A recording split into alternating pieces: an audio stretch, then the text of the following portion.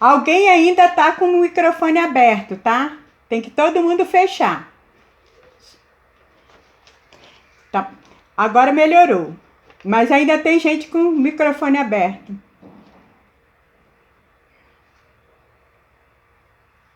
Ok, agora melhorou.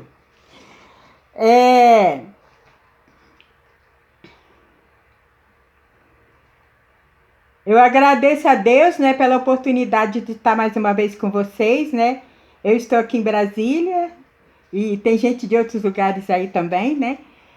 Mas é uma bênção, né? E eu agradeço a Dorinha, o Eliezer e toda a célula, né, por confiar em que eu compartilhasse essa palavra nessa noite.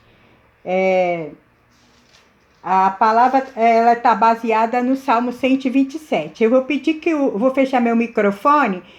O Emerson, você está com a sua Bíblia aí? Eu vou fechar meu microfone e vou pedir para o Emerson ler o Salmo 127 para a gente, tá bom? Isso.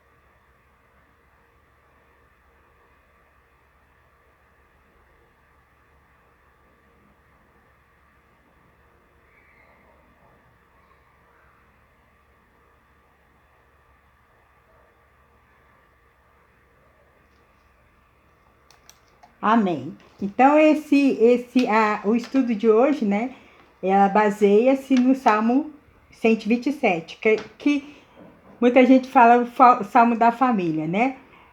O número 1, lares com Deus no centro. Então, assim, se o Senhor não edificar a casa, em vão trabalhos que edifico. Se o Senhor não guardar a cidade, em vão vigia a sentinela. Ou seja, Deus tem que estar no centro da nossa família, né? Não adianta fazer outras coisas, eu ter um marido maravilhoso, filhos maravilhosos, se eu não tiver Deus no centro da vontade, né? Se Deus não estiver no centro da vontade, né, da família, é inútil qualquer coisa que a gente tenha feito. Então ele fala assim, em João 15, 5, né? Jesus fala, eu sou a videira verdadeira e meu pai é o agricultor. Vou abrir aqui, tá? Eu sou a videira verdadeira, vós as varas. Quem está em mim e eu nele, este dá muito fruto, porque sem mim nada podeis fazer. Sem Deus, nada podemos fazer, entendeu? E não adianta nada a gente ter tudo nessa vida e não ter Deus. Que é como aquela palavra diz, né? O que adianta o homem ganhar o mundo e perder a sua vida, né? E viver aqui maravilhosamente bem, ganhar muito dinheiro e tudo mais, e não ter a salvação. Então, o Deus tem que estar no centro de todas as coisas na nossa família. O 2, lares provido do Senhor.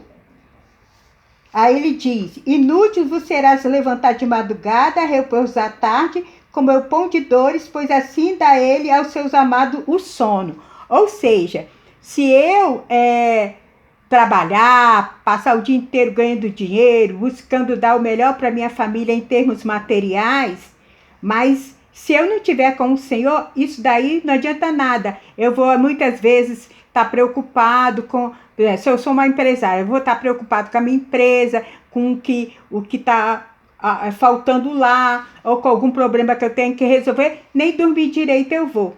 Por quê? Porque eu estou preocupada, a minha preocupação não está descansar no Senhor. A minha preocupação está nas coisas materiais.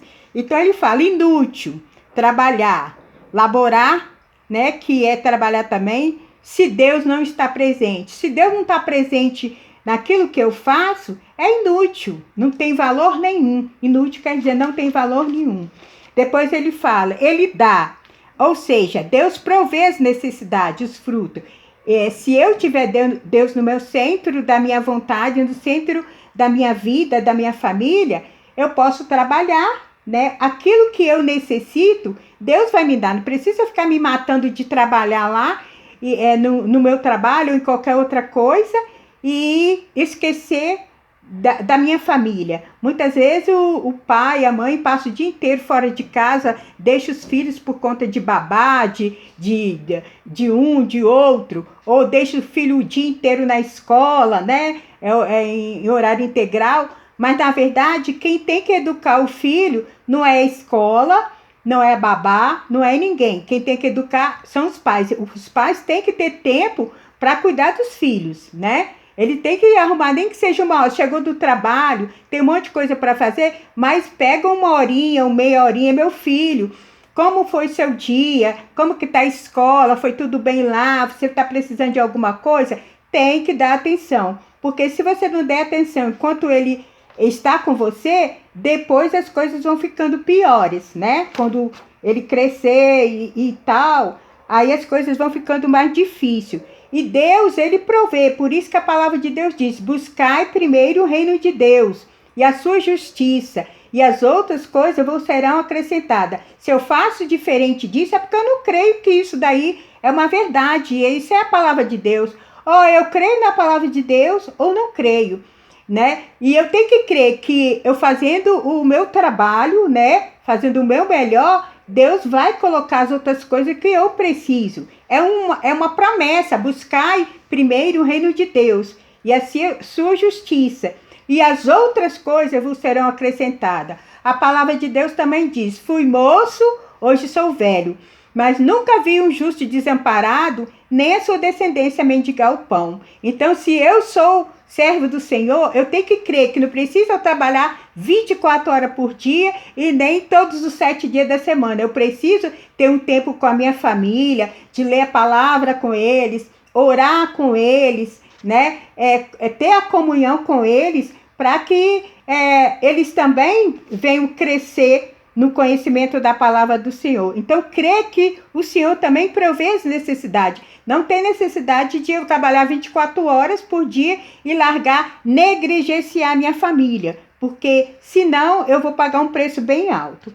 O outro ponto que ele fala, Deus não está contra os seus esforços humanos. Deus não está contra a gente trabalhar. Porque se ele tivesse contra a gente trabalhar, ele não dava o trabalho, né? Não fazia passar no concurso, né? Não abria as portas. Não é que Deus esteja contra os nossos esforços, né? Porque também tem que trabalhar. A Bíblia também diz que a Bíblia ela não se contradiz. Ela também fala, trabalhar e comer com o suor dos vossos braços para não ser pesado ao seu irmão. Mas não é você se matar de trabalhar e esquecer as coisas de Deus e esquecer a família, negligenciar as coisas de Deus e a família. Mas trabalhar sem descanso ou esquecer a família pode ser um disfarce para a incapacidade de confiar. Se eu estou trabalhando demais, estou negligenciando a minha família, eu estou disfarçando que eu não confio. Eu estou dizendo que eu não confio no Senhor. Né? Eu estou dizendo, eu não confio no Senhor. O Senhor disse que vai prover, o Senhor disse que eu devo buscar primeiro o reino do céu, o Senhor disse que a palavra de Deus diz que fui moço, hoje sou velho, mas nunca vi um justo desamparado, nem descendência mendigar o pão. Quer dizer, se eu estou me acabando de trabalhar, às vezes até prejudicando até a própria saúde, né? Ao invés de descansar no Senhor, trabalhar, mas descansar no Senhor também, crendo que aquilo que você precisa, aquilo que eu preciso, Ele vai me dar. Não precisa eu negligenciar a obra de Deus, as coisas de Deus, a presença de Deus, como também negligenciar a minha família. Se eu estou fazendo tudo isso contrário ao que a palavra está dizendo, eu estou de outra forma, de outro jeito, eu estou dizendo, eu não confio na palavra do Senhor. Eu não confio que o Senhor vai me sustentar. Eu não confio que o Senhor vai me prover. Entende? Então a gente pode trabalhar sim, pode ter o seu momento com Deus, que você tem que ter a sua vida particular também com Deus, pode ter o seu momento com a família, nem que seja 15 minutos todo dia, ou 10 minutos, pelo menos, orar juntos, e Deus vai abrir as portas nos outros sentidos. Amém?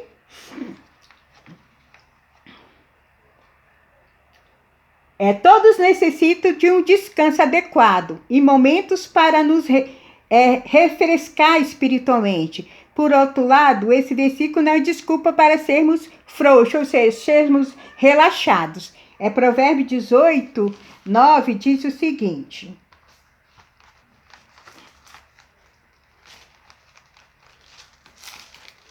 Provérbios 18, 9 diz o seguinte. Também o negligente na sua obra é irmão do desperdiçador. Ou seja, se nós negligenciarmos a obra de Deus, nós somos o semelhante àquela pessoa que desperdiça tudo. Que está desperdiçando a palavra de Deus, está desperdiçando a comunhão com os irmãos, está desperdiçando o amor da igreja, está desperdiçando o tempo que o seu filho ou você mesmo pode passar junto em comunhão com a igreja. Então, negligente com a obra é como se fosse o desperdiçador. Estar na presença do Senhor, estar com os irmãos, estar com a família reunida na presença do Senhor, tudo isso é valioso. Tanto é valioso que quando a pandemia chegou, muita gente sentiu isso. Porque eu não posso, tô longe do irmão, tenho que assistir online, não posso dar um abraço no irmão, tô com saudade, queria tanto que isso passasse para estar com os irmãos. Todo mundo sentiu isso, né? Então, assim, porque isso é valioso, tocar, abraçar, colocar a mãozinha, tudo isso tem valor. Então, se eu negligencio a obra de Deus, eu sou como uma pessoa que está desperdiçando tudo isso, que é o estar com os irmãos, tocar nos irmãos, conversar com os irmãos pessoalmente, né? Online é muito bom. Eu, por exemplo, estou aqui, eu e o Emerson, né? A Viviane também, que está longe. Nós estamos aqui desfrutando da presença de vocês. Mas claro que se a gente pudesse, a gente ia querer estar pertinho de vocês, dar um abraço, dar um beijinho, né? Tá ali, né? Um toque de mão, aquela coisa toda. Tomando um cafezinho, um chazinho, um suco, né? Comendo biscoitinho. A gente ia querer fazer isso de perto, porque isso é muito bom. Isso é valioso. Isso daí vale ouro. Então, o negligente não pode desperdiçar isso. Ele está falando assim, isso daí para mim não é nada. Entendeu? Quando você negligencia a obra de Deus. Não pode ser assim. Também o negligente, isso eu já falei, tome cuidado em manter o balanço, né? Nós temos que ser equilibrados. Trabalhe arduamente enquanto confia em Deus e também descanse confiando. Ou seja, você pode trabalhar bastante, mas você tem que confiar no Senhor também. Você tem que ter o tempo para o Senhor. E você também pode descansar no Senhor confiando que Ele vai prover as suas necessidades. Então, você pode parar um tempo, tirar uns 15 minutos, pelo menos todos os dias, acordar mais cedo, dormir mais tarde, né? Antes dos filhos, de quem mora na sua casa. Eu moro sozinha. Mas antes da pessoa dormir, né? De você dormir, ou quando acorda, tirar uns minutinhos, nem que seja 5 minutinhos, para orarem juntos, né? O pessoal fala assim, a família que reza unida permanece unida, né? Nem que seja 5 minutos, orar ali de mão dada juntos, né? Isso ajuda muito e isso traz um benefício para a família. Terceiro, lares abençoados por Deus, verso 3 a 5, do Salmo 127. Aí ele fala o seguinte, eis que os filhos são herança do Senhor e o fruto do ventre seu galardão. Como flechas na mão do valente, assim são os filhos da mocidade. Bem-aventurado o homem que enche deles a sua aljava, não serão confundidos, quando falarem com seus inimigos à porta. Então, filhos são heranças do Senhor, né? Eles são valor, né? Claro que tem gente que eu não tenho filho, o Emerson não tem, né?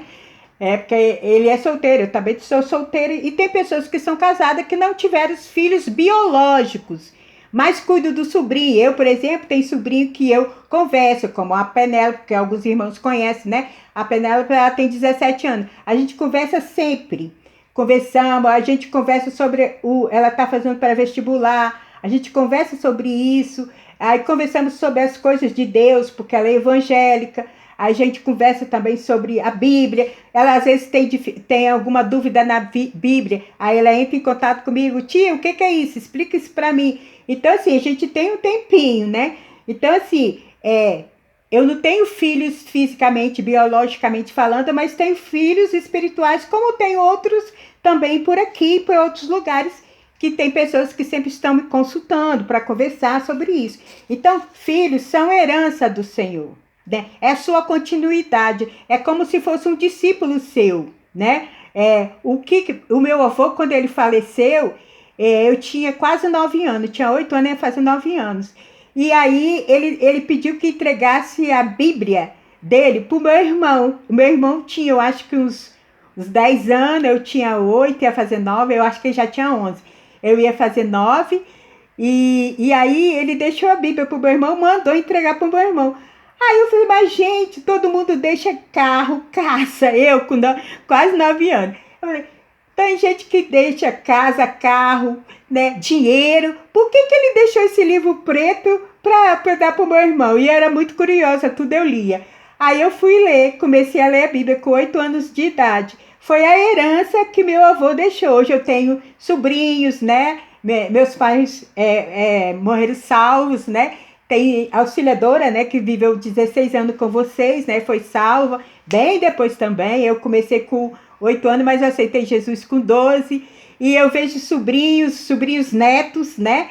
Que estão na presença do Senhor. Foi a herança que o meu avô deixou na terra, que foi o evangelho, a vida dele, que foi um exemplo muito grande, né? Então a gente tem que ver isso como bênção.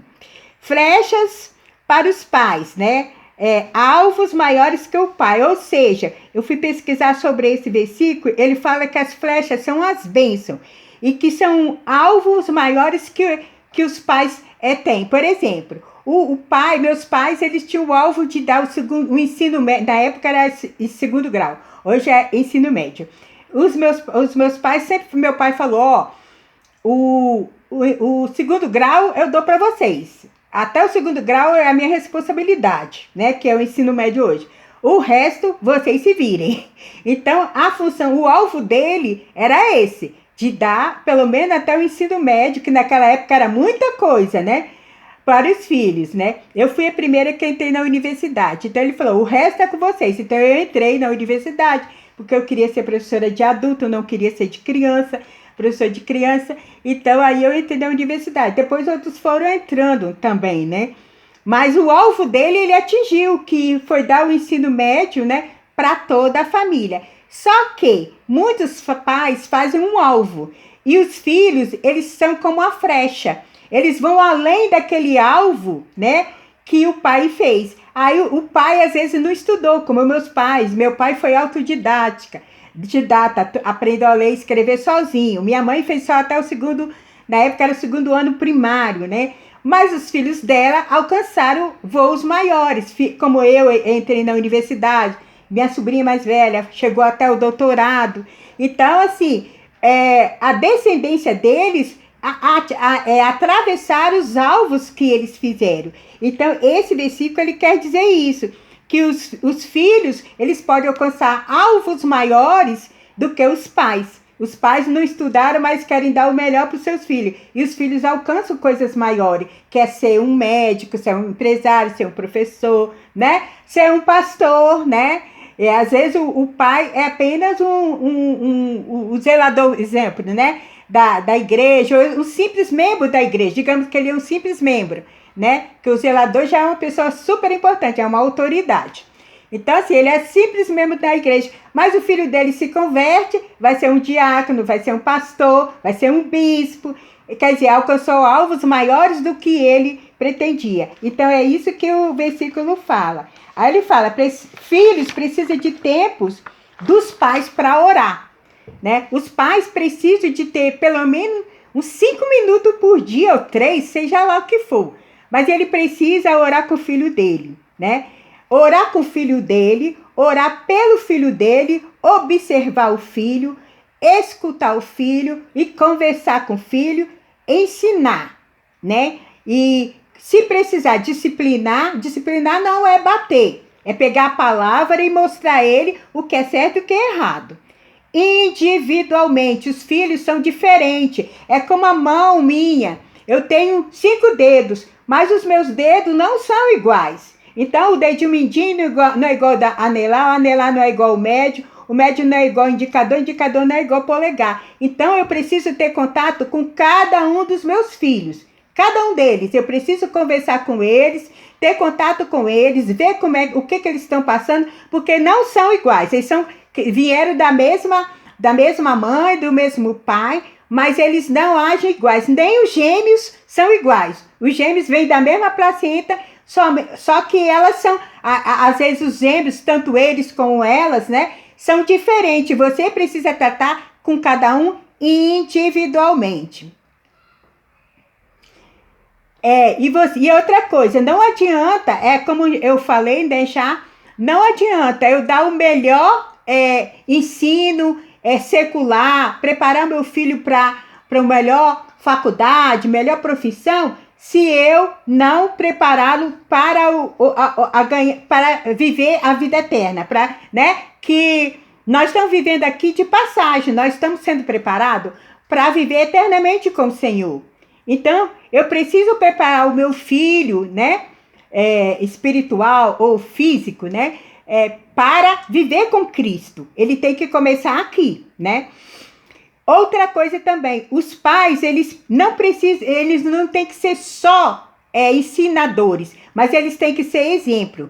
O apóstolo Paulo, ele falou: sede meus imitadores, como eu sou de Cristo. Ele falou assim, gente, imita Cristo, não olha para mim não, só olha para Cristo. Ele não disse isso, ele disse, sede meus imitadores, como eu sou de Cristo. Então, o pai e a mãe têm que ter essa autoridade de falar, meu filho, você se espelha em mim, como o meu avô. O meu avô, ele não era de falar, de conversar, mas a gente se espelhava nele, a gente falava, o vovô é assim, o vovô é assado, o vovô não faz isso errado, ele faz isso certo. Então, os pais, acima de tudo, primeiro tem que ser exemplo, porque a criança, ela não vai muito pelo falar, ela vai pelo observar.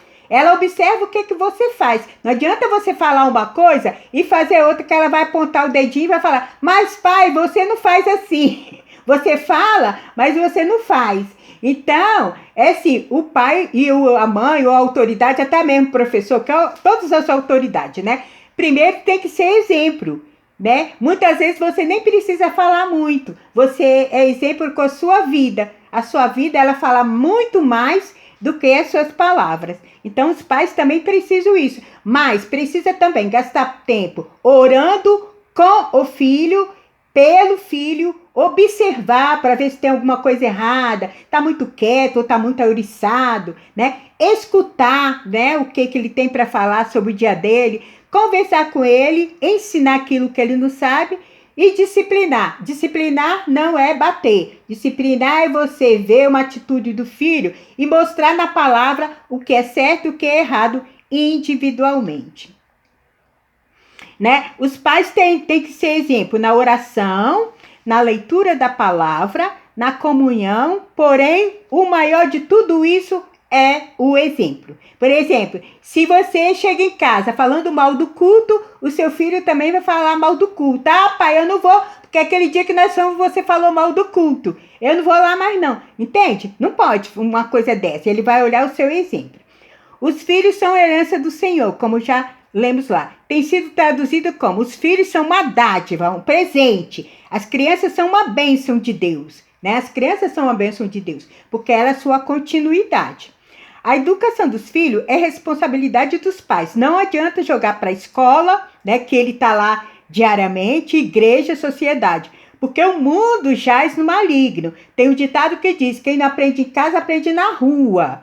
Então é melhor a gente ensinar em casa o que é certo, o que é errado, e não deixar a responsabilidade por conta da escola, porque muitas vezes o professor é um ateu, né? Uma pessoa que não tem temor ao Senhor, ele vai ensinar coisas para o seu filho que não condiz com a palavra de Deus. Então, a responsabilidade é da gente, porque se a gente ensinar em casa o correto, ele vai ouvir lá a outra coisa e ele vai ter certeza que aquela pessoa que está lá ensinando para ele ou fazendo alguma coisa diferente do que ele aprendeu em casa, não está correta. Se eu estou ensinando que a palavra de Deus é essa, e estou ensinando, olha, tem que obedecer às autoridades, todas as autoridades têm que ser obedecidas, e chega lá, o coleguinha responde o professor, ele não vai responder o professor porque ele aprendeu em casa que o professor é uma autoridade. Ele aprendeu isso na Bíblia. O pai e a mãe ensinaram. Então, não é esperar que o filho aprenda a palavra de Deus na escola nem na sociedade, né? Essa responsabilidade é dos pais. A igreja só vai complementar aquilo que os pais estão ensinando em casa, né? A igreja vai complementar, mas a responsabilidade é dos pais. Temos que cuidar dos filhos como o Criador cuida de nós. O Senhor cuida de nós, né? Então, os filhos também têm que ser cuidados. Quando Deus dá uma criança para um casal, é para que ela seja cuidada. Não é para deixar ela avançar, deixar o mundo cuidar dela. Não, a responsabilidade é dos pais, né? Nós vemos exemplos, né, de homens e mulheres de Deus que cuidaram dos filhos, que tiveram seus filhos ali, ensinaram seus filhos, né? Como Jacó, Abraão, Isaac, né? Todos eles estiveram ali trabalhando com seus filhos, ensinando os filhos. Eles não deixaram por conta do profeta, do rei, de um e de outro. Eles que cuidaram, né? Por quê? Porque Deus cuida da gente. Deus não deixa o mundo cuidar da gente, de mim, de ninguém, não. Ele cuida da gente. Por exemplo, eu fui cuidada por Deus porque os meus pais não eram evangélicos, eles eram espírita. Então, Deus, desde criança, Deus foi me encaminhando que aquilo ali não era coisa de Deus. E eu fui para o catolicismo. E depois, quando eu comecei a ler a Bíblia com 8 anos, né? O Espírito Santo foi fazendo o trabalho dentro de mim. Foi o Espírito Santo que me ganhou, né? Que quando me fizeram o apelo, minha prima fez o apelo para mim. Hoje ela é pastora. Quando ela falou, Marilza, você quer dar um passo para aceitar Jesus? Eu falei, eu quero. Todo mundo se admirou. Porque eu já tinha dito que eu não queria ser crente. Mas aí porque eles queriam me obrigar a ser crente. Falei, ninguém vai me obrigar a ser crente, ninguém vai me obrigar a ir para a igreja, como querem me obrigar a ir para centro. Aí, quando eu fui de livre e espontânea vontade para um culto no lar, por isso que eu gosto muito de célula, porque eu fui para o culto no lar, foi lá que eu aceitei Jesus. E minha prima, no final, perguntaram para uma menina se ela queria aceitar Jesus, e ela falou que sim. Aí minha prima virou para mim e me perguntou. Aí eu falei, eu quero sim. E eles se admiraram, entendeu?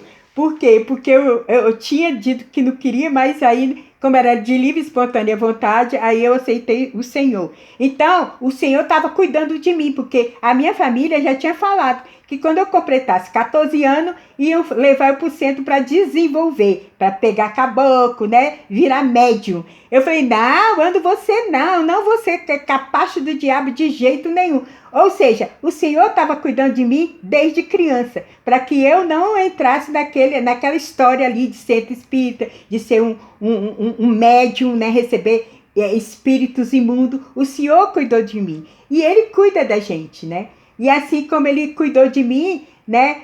Amanhã ou depois que eu tiver um filho, né? Se eu tiver um filho, né, adotivo, né? Mas eu já tenho alguns filhos espirituais, como tem sobrinhos que eu estou sempre ensinando, né? Eu também vou estar cuidando. Eu tenho sobrinhos que saíram do evangelho e eu oro por eles. Quando eu tenho oportunidade, eu falo, né? Olha, é assim, é assado. A palavra diz isso, é assado. Porque tem que cuidar. Eu não gostaria de saber que um sobrinho meu, um amigo meu, ou até mesmo um inimigo meu, que todo mundo tem inimigo, né? Até mesmo um inimigo meu morreu sem salvação. É muito triste. Então, assim, a gente tem que estar cuidando. Se a gente não pode estar lá falando o tempo todo no ouvido da pessoa, mas pelo menos orar a gente pode. Porque a palavra de Deus diz, a oração de um justo vale muito em seus efeitos. Então, eu tenho que crer nisso, que muitas vezes eu não vou fazer a obra, mas Deus vai usar alguém para fazer a obra na vida daquela pessoa. Amém? Então, nós temos que cuidar dos filhos como o Criador cuida de nós. Os filhos da mocidade são particularmente valiosos, pois eles serão a sua força quando estiver velho. Como flechas na mão do valente, uma defesa contra os seus inimigos. Ou seja, se você cuidou bem... é raro isso acontecer, né? É raro acontecer, é exceção acontecer de filhos não cuidar bem dos pais. Isso é raro. Não é todos os filhos que não cuidam bem dos pais. Pelo contrário, eu conheço muita gente que cuida muito bem dos pais, né? Que defende os pais, né? Defende os pais com unha e dente, porque eles criaram, eles lutaram, eles não tiveram uma vida melhor que a gente, eles tiveram uma vida muito dura. Então, se você fizer tudo que a palavra de Deus fala, seu filho pode ser um marginal, mas ele vai lembrar de como que a mãe cuidou dele, principalmente se for pessoa evangélica, e ele vai se voltar para abençoar a vida dele, né, da mãe, né, cuidando dela, defendendo ela dos inimigos. Inimigo não é só a pessoa que está contra. Inimigo pode ser doença, pode ser a pobreza, né, que pode ser o inimigo da pessoa idosa, quando ela chega na idade que ela não consegue mais se cuidar sozinha, né? Cuidar sozinha dela mesma. Então, o filho nessa hora vai servir de bênção. Pode ser o pior filho, mas ele vai lembrar de cuidar do que o pai fez por ele, né? E vai também cuidar do pai. Nós temos um exemplo na Bíblia, por exemplo, do filho pródigo, que sumiu, desapareceu, pegou a herança toda, meteu o pau na herança toda, né? Que o Senhor deu para ele. Mas quando as coisas ficaram difíceis para ele, para onde que ele voltou? Ele voltou para a casa do pai, né? Então, assim, ele vai lembrar que ele tem um lar, que ele tem uma família. Ele vai lembrar que ele tem uma família. Não, eu estou aqui, estou comendo comida dos porcos, os funcionários do meu pai come melhor do que eu, então eu vou voltar para a casa do meu pai. Por quê? Porque na casa do pai dele, ele era bem cuidado. Se ele era bem cuidado, ele vai voltar para lá, né? Então, assim, os filhos, eles são bênção, né? Quando ele envelhecer, né? Quando nós envelhecermos, né? Eles cuidarão da gente, né? Porque nós também cuidamos deles. É como diz aquela palavra, honra pai e mãe para que você tenha dias prolongados na terra. E normalmente a gente fala que quando a pessoa tem os dias prolongados na terra, é porque ela honrou o pai e a mãe dela, né? E assim como ela honrou o pai e a mãe dela, Deus não vai permitir, pode até ter 1 ou 2, 3 filhos que não ligue, mas pelo menos vai ter um lá que vai cuidar bem do pai e da mãe, porque ele aprendeu muito com o pai valorizou a vida dele e o pai é exemplo para ele, o pai e a mãe, né, no caso. Então, por isso que ele fala que os filhos da mocidade são particularmente valiosos, porque eles são mais novos, né? Mas eles serão sua força quando você estiver velho. Quando você não puder mais caminhar, o seu filho que vai te ajudar a caminhar, né? De repente, até a esposa do seu filho vai ajudar a caminhar, porque ela está fazendo aquilo porque você deu o filho, seu filho para ela, então ela também vai cuidar, né?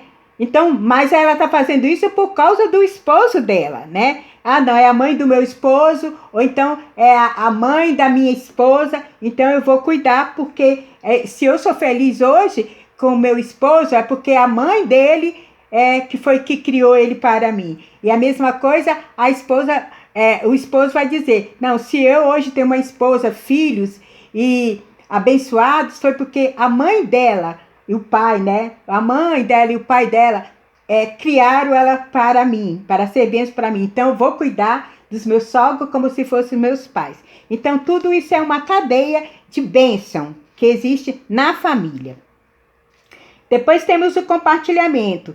Deus é o centro da família. Essa tem sido a sua realidade na sua casa? Então, na sua casa, Deus tem sido o centro da família? É para cada um responder a si mesmo. Como você vê isso acontecendo na rotina do seu lar? Como que na rotina do seu lar, Deus é o centro? O Senhor é o provedor. Como está a balança entre o trabalho para edificar sua casa e o descanso na confiança em Deus? Como que você está fazendo isso na sua vida? Você está descansando no Senhor, trabalhando, mas também descansando no Senhor ou só trabalhando? Um lar abençoado. Você considera a sua família um lugar abençoado? Compartilhe. 4. Uma habitação segura. Qual atitude prática você decide ter para que sua família, para que sua casa reflita as verdades e promessas do Salmo 127? Então, assim, são as perguntas que a igreja, nessa semana faz para cada um de nós. E como eu falei, a família tem que ser um lugar seguro, um lugar de tranquilidade. E o caso do filho pródigo foi isso. Ele passou muitos apertos, mas na hora que ele viu que a coisa estava preta para o lado dele, ele lembrou de voltar para onde? Para a casa do pai, porque era lá, ele tinha segurança, ele tinha comida, ele era bem tratado, né? Ele achou na casa do pai a segurança que ele precisava e que o mundo não deu para ele. Então, assim, eu deixo essa palavra com os irmãos, né? E que as nossas famílias sejam abençoadas com as nossas vidas, né? E aqueles que estão sob a nossa autoridade, quer ser filho, quer sobrinho, quer neto, bisneto, seja lá quem for, ou até mesmo um amigo que é o seu, que você ganhou para Jesus, né? Quem quer que seja que está sobre a sua responsabilidade, que ele se sinta uma pessoa segura, um morador, uma pessoa que está se preparando para morar no céu, né? Que ele seja uma pessoa que sinta essa segurança e que confie no Senhor e tenha o Senhor como centro de sua vida. O Senhor como o único e suficiente Salvador e que ele seja o centro da vida de cada um dos nossos. Que Deus abençoe a cada um de vocês e obrigada pela oportunidade.